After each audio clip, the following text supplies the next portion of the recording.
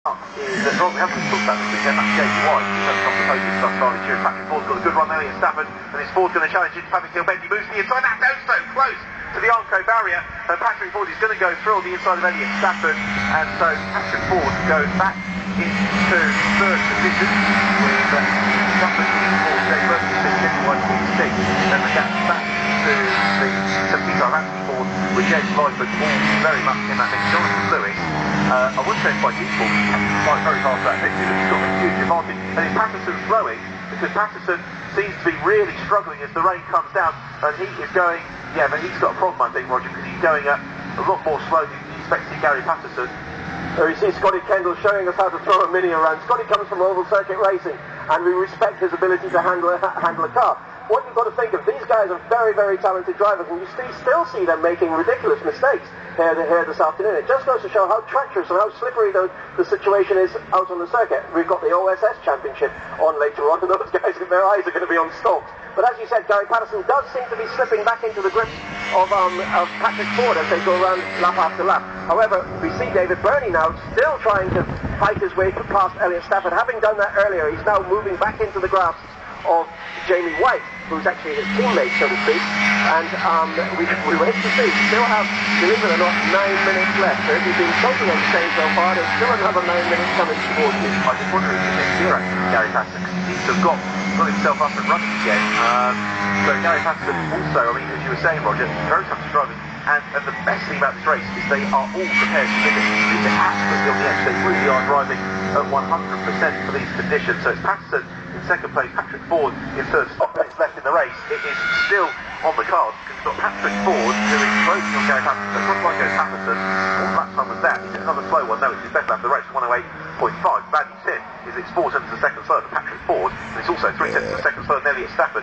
So Ford and Stafford are homing in on Gary Patterson in second place, and I think the reason why Gary Patterson is second is still along with them. So it's Stafford, Patrick Ford on the hill, up Ford through it, and Elliott Stafford is going to look and challenge for third position on the inside of Patrick Ford covering that line off in, as is his perfect entitlement, being the car ahead, and so there's nothing really Stafford to do about that. Just get a little Ben Burney, who is twitching the car through Graham Hill Bend. Scott Kendall is not only closing on this group, Roger, but he just seems to be carrying more corner speed than those around him. Absolutely. He's got an awful lot of belief in himself in terms of being able to drive a car. And as you say, it's not only spun, crashed, etc. He's back on the tail of the guys and still going to. I'm fairly confident. Don't be too surprised to see him move up a couple of places or so. But I think the idea of him getting on the podium here this afternoon is highly unlikely because, as you said, Gary Patterson's car now seems to have come back on song. He may have missed the gear, as you said. But look at Pat Ford, for having spun and been T-boned and everything, he's still worked his way back up into third. But Jonathan Lewis must be thinking that he's paid for a track day here this afternoon. Yeah, Jonathan Lewis is not to be alone.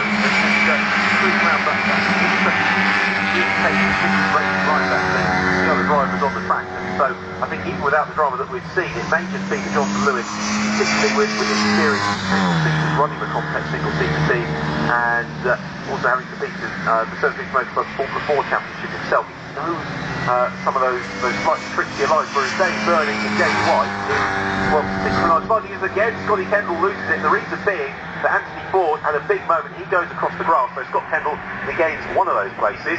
Scott Kendall nearly hit both Ford brothers in one race. But Scotty Kendall, as you look at him, he's absolutely throwing that car around, trying to eat the last little bit of pace out of it. However, as you know, Ben, corner speed, if you throw it in too fast, you're going to be very slow coming out. And in these conditions, you need to be sitting so perfect. And Jonathan Lewis must be grinning from ear to ear. But Pat Ford in third. Very good comeback. Elliott Stafford looks as though he's almost back on song because that car's not gaining any place and not losing any place at the same time. So that misfire probably has solved itself. David Burney there always in a threatening position. But look at James Lyford. Fantastic considering that car just being built last night to be out there in car 48. And the other thing, Elliott Stafford bottom around was far on the race leader, Jonathan Lewis, who we haven't talked about, but he is so far ahead. Far here, Elliott Stafford is the fastest man on the circuit. What we're seeing is Gary Patterson being inexorably caught here by Patrick Ford and Elliott Stafford, and this one could still go to a grandstand finish because we've still got over a quarter of the race remaining. We've got 5.5 minutes left on the clock, so it's going to result probably in 5 or 6 more laps for these drivers. And as they turn through 30s. It's Gary Patterson. He's got just over a second gap over Patrick Ford, but then Patrick Ford has got Elliott Stafford and Dave Burney still in fairly close company, and ultimately, having seen some of the adventures the others have got up to, there is quite a lot to be said for not being in the immediate slipstream behind the cars immediately in front of you. So John Lewis is in the 14th lap of the race. We come over the line in second place, Gary Patterson, and he has given away